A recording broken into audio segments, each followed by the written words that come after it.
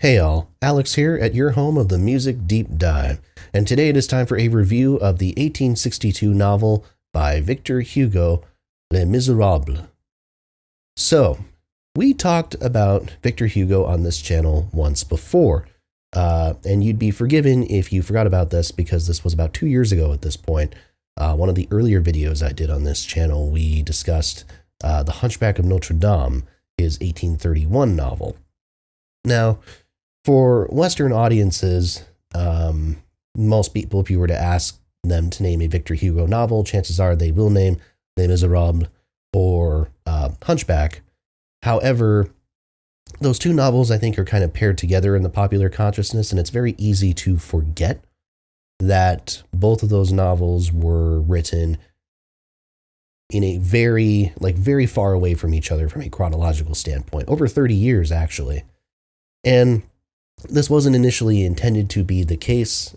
Hugo was already kind of sketching out bare bones ideas for what would become Les Miserables in the 1830s, but it took kind of a lot of political and social events that happened inside of France during the upcoming decades for Hugo to feel comfortable having the kind of background and the characterization needed to begin writing the novel. And even when he did begin writing it, it took him a full 17 years from the start to when it was actually published.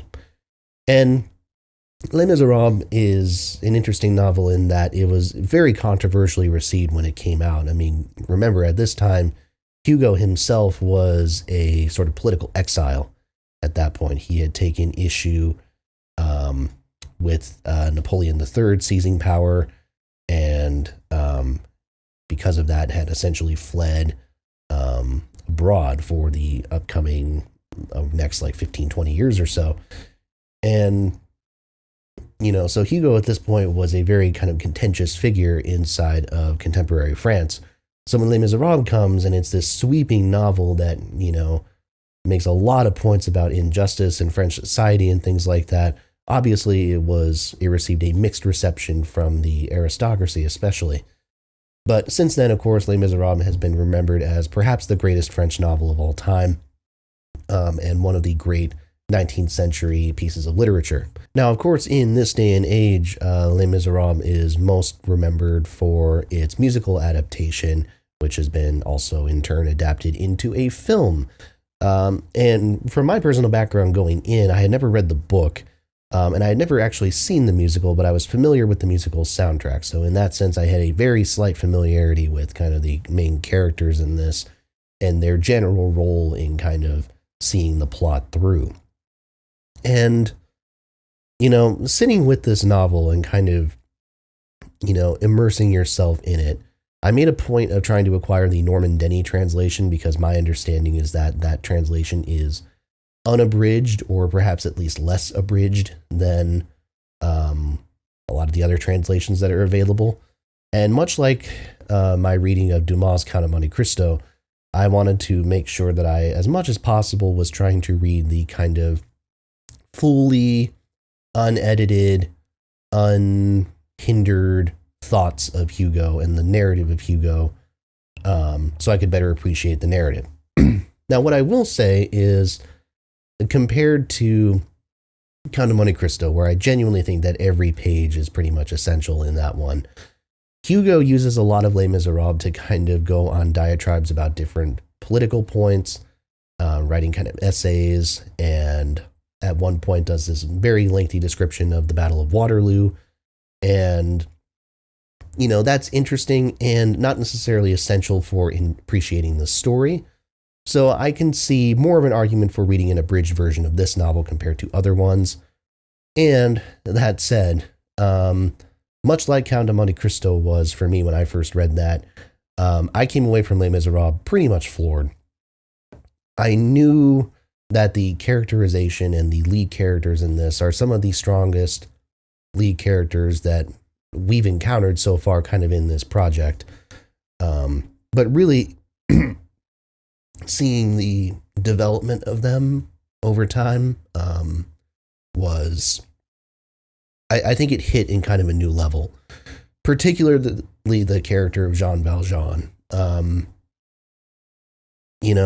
Valjean is kind of the heartbeat of this whole book, pretty much. It follows him from the beginning. It follows him as a kind of criminal who has just been released. It follows him under various different pseudonyms, and it follows him as he basically tries to, spiritually recover from his past life while also seeking to undo injustice kind of as he encounters it. And in doing so, Valjean kind of finds himself interacting with all these various different figures in society. So you have the police inspector Javert, you have Marius, the kind of revolutionary, you have the Thénardiers, Thénardiers, I think. I apologize if I'm pronouncing any of these names incorrectly. And then the character of Cosette, of course, his sort of adopted daughter. And, Valjean is watching him kind of interact with these characters really emphasizes the complexity of him as a figure. It would be very easy, I think, for Hugo to write Valjean as this sort of valiant hero who has, maybe not even renounced his life of crime, but maybe you portray his life of crime as a sort of like Robin Hood-like figure, right? Where he is basically entirely a victim to the system, as it were. And so because of that, it kind of excuses his past actions. He's basically, it could be very easy for him to be portrayed as this valiant protagonist who lacks a lot of different kind of flaws. And that's not what Hugo does.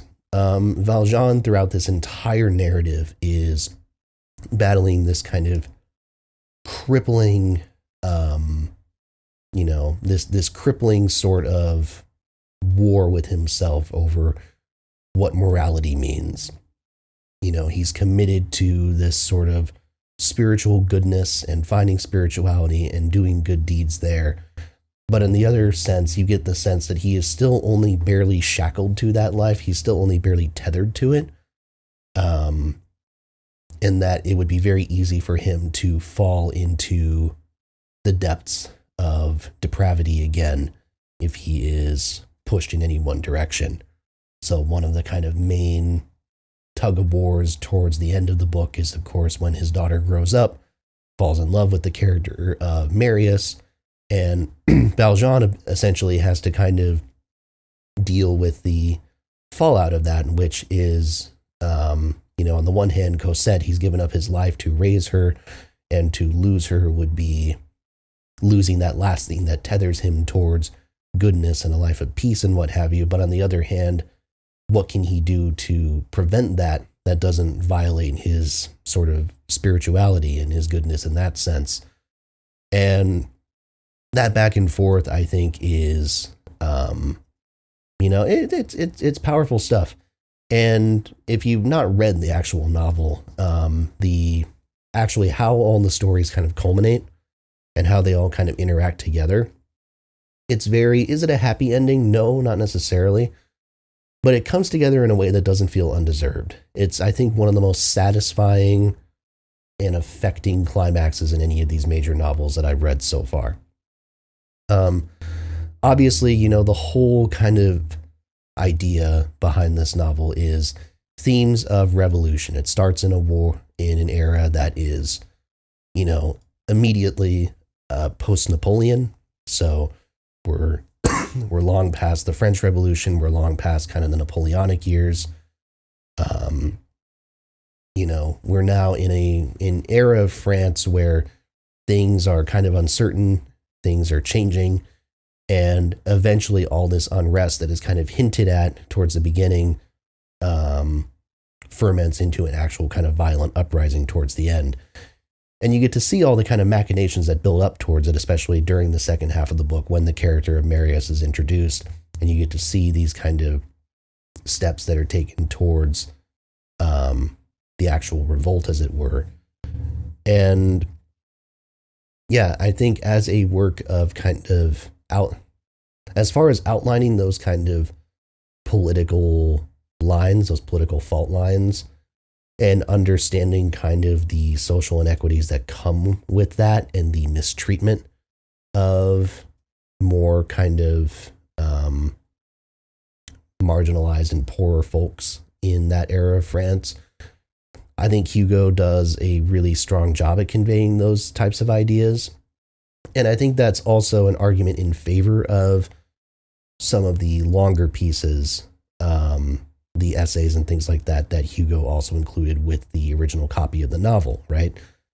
I mean, ultimately, when you think about it, if you think about what Hugo is presenting to us in totality, this is more than a novel.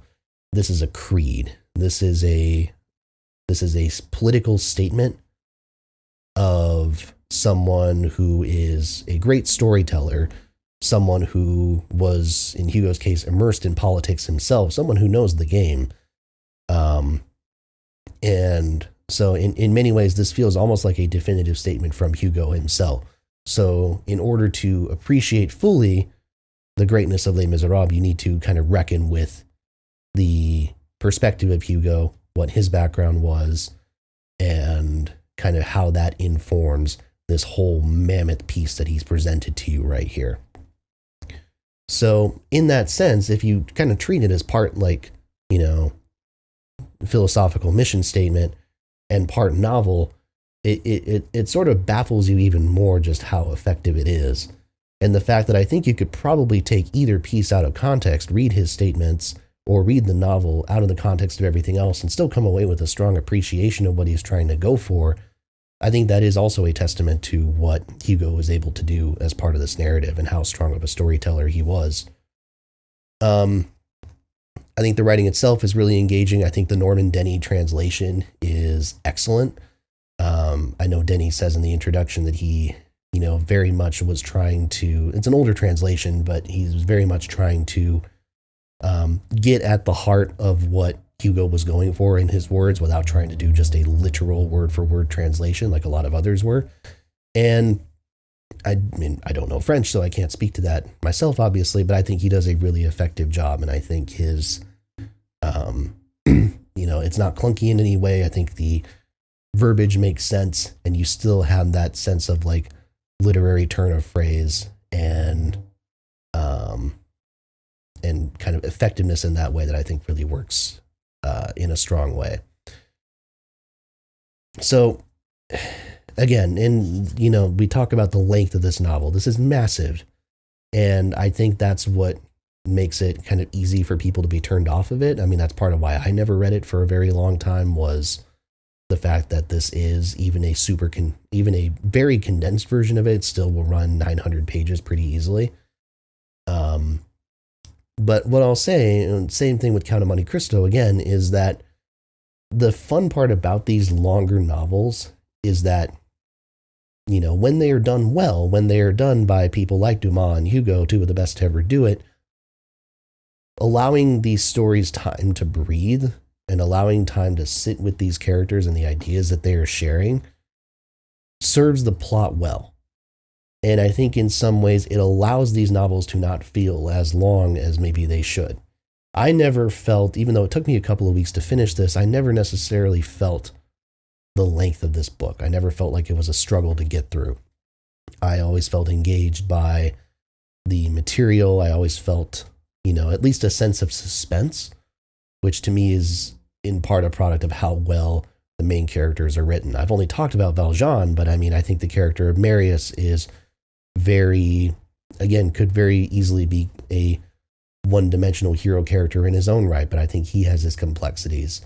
The character of Javert, I think, is in his way more of a one-dimensional villain, but even then, I think how Hugo integrates him into the story is what makes him compelling, and his kind of character arc that almost takes place in spite of himself is fascinating in its own way. So I think all three of these characters being very strong, distinctive presences really carry this story and really make all the moments, either the fast-paced or the slow-paced moments, compelling. So I sit here and I tell you that I really don't think you should let the length of this novel serve as a deterrent. I think it is superbly paced given its runtime. And I think even the unabridged version of it still serves itself pretty well. You just may find yourself skimming some of the lengthier diatribes if you're not as interested in hearing about the mechanics of the Battle of Waterloo, for instance. Overall, as being probably the last classic book that I will have read in the year 2024, Les Miserables is about as fantastic a way to end off as one could hope for. It's a really, really superbly written book. It's a classic for a reason. There are, again, you talk about the idea of cinematic scope. I think this novel has it in spades. It's no wonder that it's been translated into many different forms of media over the years. I think the characters are distinctive, strong, and easy to be just immersed in. And I think the conclusion of the novel, once you eventually get there, is riveting. I think I read the last 200 to 300 pages of this novel in the span of a single night. I mean, it was just that interesting, that compelling, and that phenomenal of storytelling. So check out Les Miserables. Maybe if you're that intimidated by the length, maybe check out Hunchback first. I think the barrier to entry is less.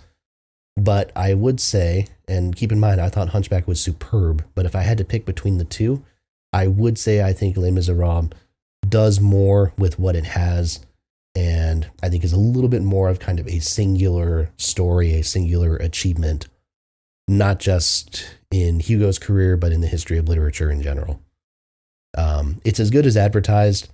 I'm pissed that it took me this long to read it, but it's well worth it now that I did. Les Miserables, check it out. It's essential. And with that, I want to say thank you all so much for watching this video. Please make sure to like, comment, and subscribe. As always, more reviews are to come. Make sure to hit that bell for notifications and tell a friend as well. Thanks a lot, and I'll see you next time right here at your home of the Music Deep Dive.